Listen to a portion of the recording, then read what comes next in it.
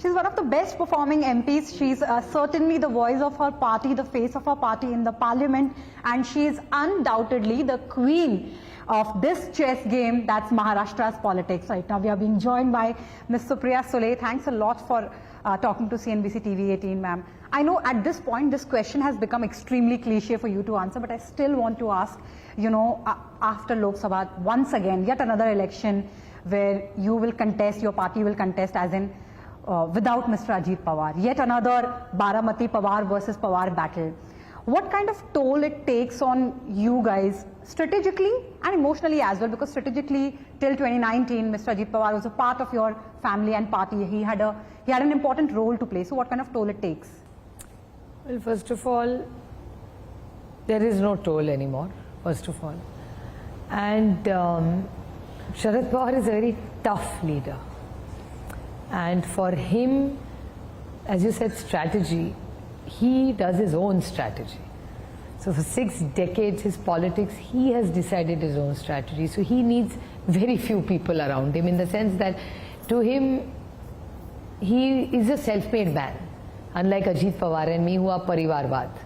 So Sharad Pawar is a self-made man who created what he is. Sharad Pawar, who's created something from nothing for himself, while Ajit Pawar and I inherited his goodwill and created whatever we did under his large aura.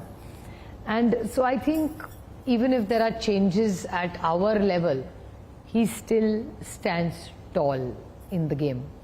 And I think for him, elections are most exciting. He enjoys election, he enjoys canvassing, and he's an old-fashioned neta who eats, breathes, thinks politics. And for him to 24/7 meet with people is like tonic. He just loves it. The more people he meets, the happier he is. So for him, it's an exciting time, and he loves challenges. He's somebody who thrives in turbulent waters.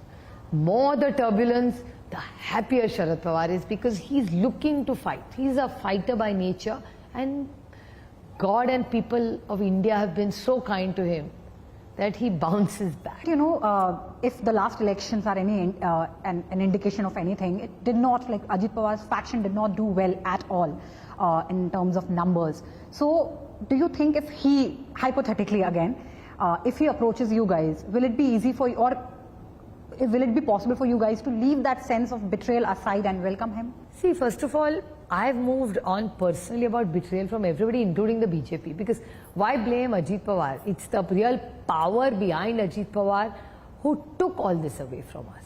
It was the, you know, the use of agencies, as I call it, ice. Ice was an ice that you put in your Nimbu Pani. It's the ice as an income tax, CBI and ED. The way people pan-India, and this is not only applicable to Maharashtra, it's Kashmir to Kanyakumari. Income tax, CBI and ED, it's unfortunate the team of income tax, CBI and ED is wonderful. The officers are wonderful. It's the person, the invisible power behind that who makes them do these things. It's very unfortunate, because politics was never like that. It was, people are not vindictive. So either you're on my side or then you're iced. So it's very unfortunate that politics has come down to this level. And I think in good policy making, everybody's made their own homes, moved on. So be happy where you are. So they were iced, according to you. Interesting terminology. Now moving on from these Many cliche people questions. iced in this country. That's an interesting terminology, as I must say. Talking about the alliance, ma'am, this time, because as we were discussing, it is a khichdi. Till the last moment, and I'm sure till now also, many party spokespersons themselves are confused that who exactly is contesting on what symbol from where, because there is cross nomination, there are independent, there are tall leaders who are contesting independently. So there are obviously, the rebels are on both sides, and it is bound to do some sort of damage. What is your strategy to minimize that damage for your alliance? No, I think we have to be very clear when we go to the people, and this is, of course, this khichdi, as you're calling it, is created by that invisible power. It's very sad that sitting in Delhi and misusing your power. But they are also facing the same kind of rebel. But they have broken parties illegally. Uddhav Thackeray and Sharad Pawar's party, with the way inhumanly attacked and broken, is first of all completely against the constitution of our parties in India. India has never seen this kind of anti-constitutional activities endlessly anywhere, and it's sad. And now my fight about this is not just limited to the injustice done to us. My point is, I don't want anybody else to go through that, what we have been through. How much time, we are policy makers, we should be sitting in parliament, being with the farmers, being with the women, and working for them. And what are we doing?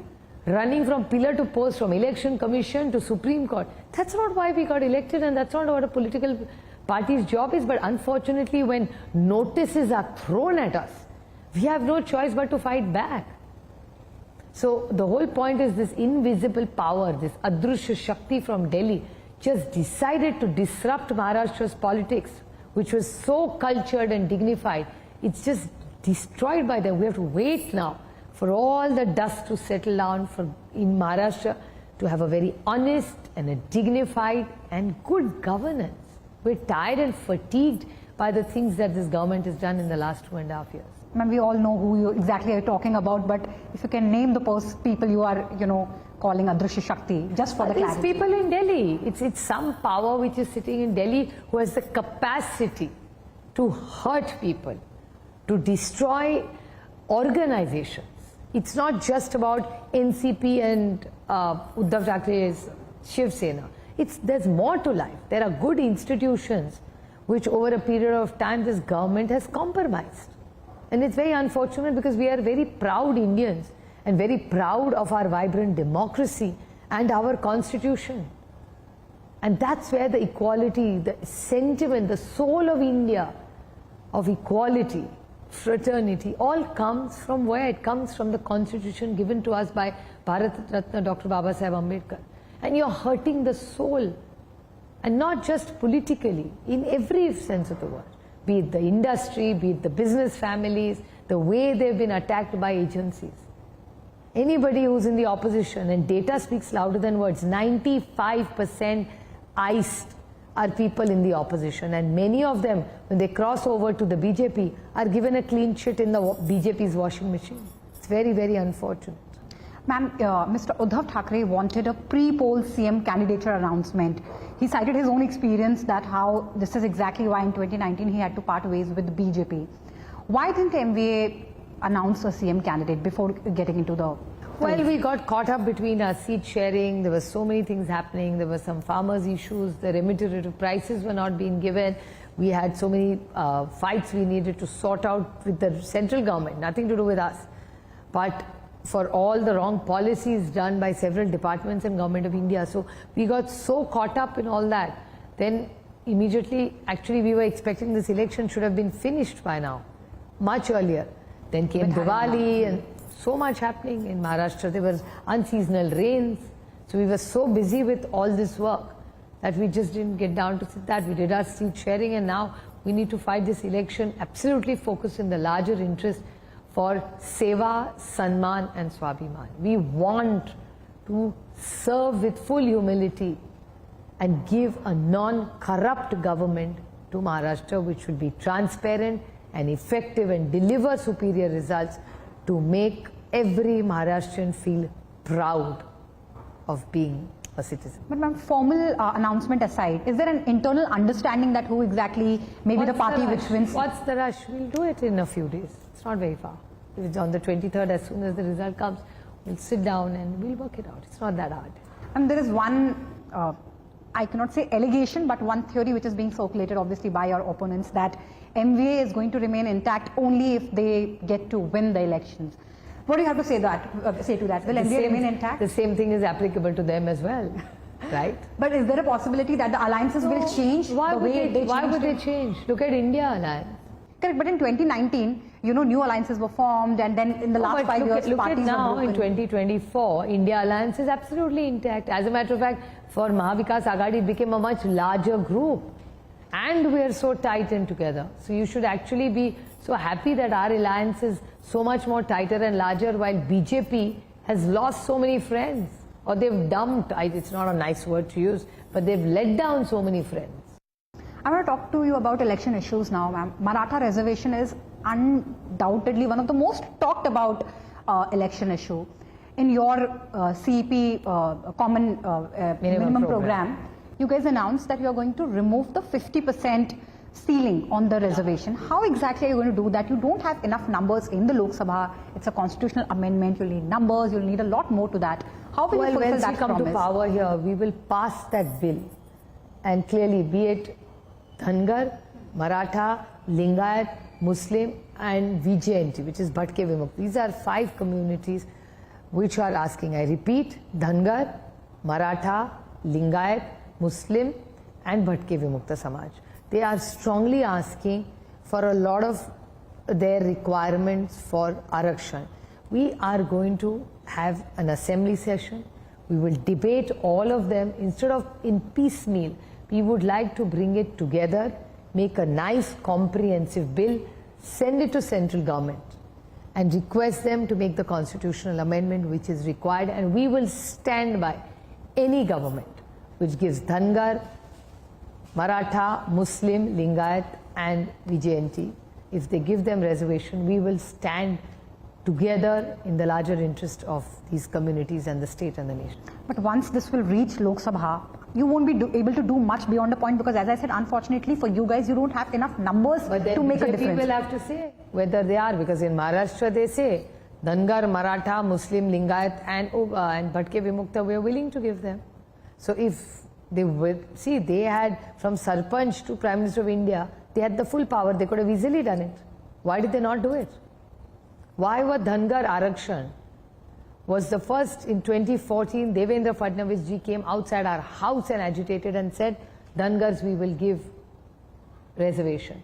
They did the same thing to the Marathas, they did the same thing to the Muslims, the same thing to the Lingayats and the same thing to VJNT, which is the Bhatke Vimukta Samaj in Maharashtra.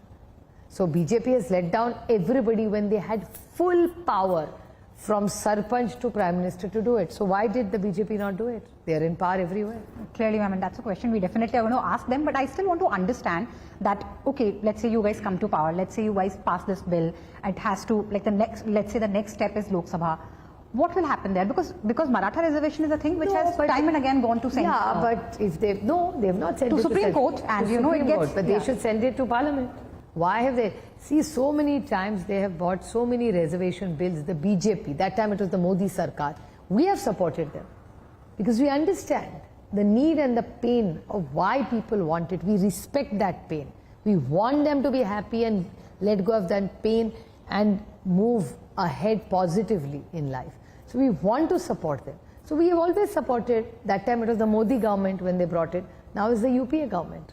We have supported them for all the good things which are in the larger interest of the nation. Please, I'd like to remind you that whenever this government, and I'm not like them, ki 70 saal mein kuch nahi kiya. Come on, you can't make such sweeping statements. Your credibility is at stake when you talk like this. But whenever we've had an opportunity and we've realized that they've got a bill which is in the larger interest of the nation, we have stood by Modi Sarkar or this new NDA Sarkar.